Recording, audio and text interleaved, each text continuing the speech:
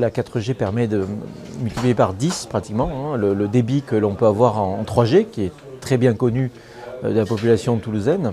Et donc c'est aujourd'hui que ça se passe. C'est la 6e ville que l'on déploie en 4G depuis déjà quelques mois. Et ça montre également notre ambition de véritablement fournir à l'ensemble des citoyens français le très haut débit mobile.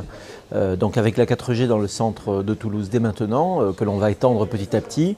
Et puis une technologie dual carrier qui cumule deux porteuses 3G permet aussi d'avoir beaucoup de confort. Donc, la 4G, c'est un débit très important qui permet d'avoir des applications toutes nouvelles, d'avoir des terminaux de toute nouvelle génération qui sont d'ailleurs commercialisés depuis la fin de l'année dernière dans les boutiques toulousaines de SFR et qui vont permettre aux Toulousains qui sont déjà équipés d'ailleurs de voir la 4G et ce qu'elle fait, ce qu'elle permet dès aujourd'hui.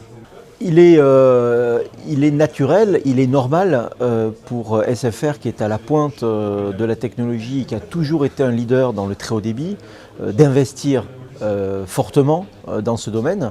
Vous savez qu'on investit aussi également sur la partie fixe dans l'accès fibre. Donc c'est quelque chose qui est très important pour nous. C'est un investissement important, c'est clair, majeur. Et c'est bien de rappeler d'ailleurs que SFR dépense 1,6 milliard d'euros dans son réseau système d'information pour servir l'ensemble de ses utilisateurs, grand public, professionnels ou entreprises. Oui, c'est un vrai changement. Ça va permettre beaucoup plus d'agilité et de flexibilité dans la façon dont les employés vont pouvoir travailler avec leur environnement entreprise, puisqu'il va permettre un accès à des fichiers, des données beaucoup plus rapidement, beaucoup plus simplement, de manière beaucoup plus sécurisée, avec une informatique de plus en plus centralisée ou embarqués dans des infrastructures en mode cloud et des terminaux qui seront juste des fenêtres vers cette informatique.